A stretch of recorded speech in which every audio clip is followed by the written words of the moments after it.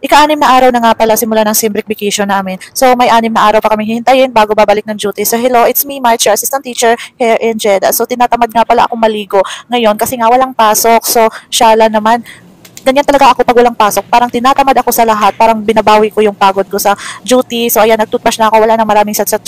So, ayan, mag-toothbrush na tayo before tayo maligo. Kasi nga, nilalamig na ako kung mag-toothbrush ako after maligo. So, before ako maligo, mag-toothbrush na ako. Yan yung nakasanayan ko. Kasi, na-try ko kasing maligo muna tapos tsaka mag-toothbrush. Naku, ang lamig-lamig sa labas. Parang ayoko nang mag-toothbrush pagkalabas ko sa pintuan ng banyo. So, ayan, minabuti ko nang mag-toothbrush muna bago maligo. So, ayan, papasok na tayo dyan sa banyo para maligo. So, ang lamig pa naman ng tubig dito kasi pa-winter na. So, ayan, ready na akong maligo. At syempre, hindi ko na yun ipapakita ang pagligo ko. Sino ba naman kayo para pagmasdan ako maligo, o diba?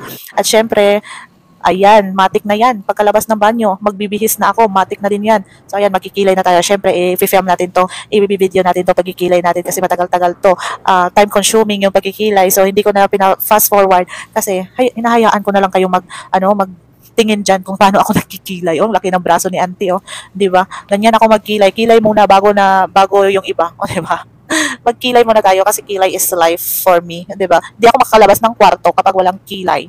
So ganyan talaga ang buhay. Kapag nasanay ka na magkilay, ayaw mo na lumabas ng walang kilay. Parang hindi ka komportable ba na lumabas na walang kilay kasi mukha kang avatar or ano ba 'yan, anong tawag diyan. So ayan, minabuti ko na magkilay. So nilinahandahan ko lang yung kilay ko kasi baka hindi magpantay-pantay, 'di ba? Balance muna. Tagal ko talagang magkilay, mga ilang minuto din bago matapos. So ayan, tapos na. Pantay na yung kilay ko, mashallah. Ano ba yan? Ayan ang kilay ko. Tapos kukuha lang ako ng lotion sa cabinet. Shala naman yung auntie nyo. Nag-lotion kasi ako dito kasi, maano kasi yung balat ko dito, anong tawag doon? Dry yung skin ko dito kapag hindi ako nag-lotion. Hindi naman talaga ako mahilig mag-lotion nung nasa probinsya pa ako. Pero ngayong andito na ako sa Jeddah, nako, kung hindi ka maglo-lotion, napaka-dry ng skin mo, lalong-lalo na kapag andito ka lang sa kwarto tapos naka-aircon, napaka-dry ng skin mo kapag hindi ka nag-lotion.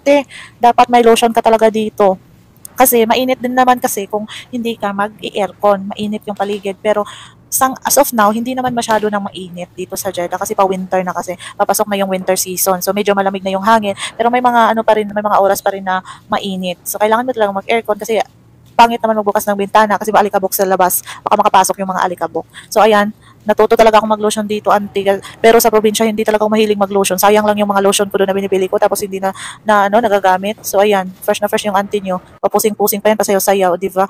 And then, eto na yung postura ko after, di ba? Sinong nag-aakala na ang cellphone to? Di ba? Salamin yan. I-reveal ko na salamin yan. Ginagamit ko lang yan na props for my videos, past videos. Kasi nga, meron din akong props na parang cellphone ba. Pero, ayan, at least na-reveal ko na salamin yan.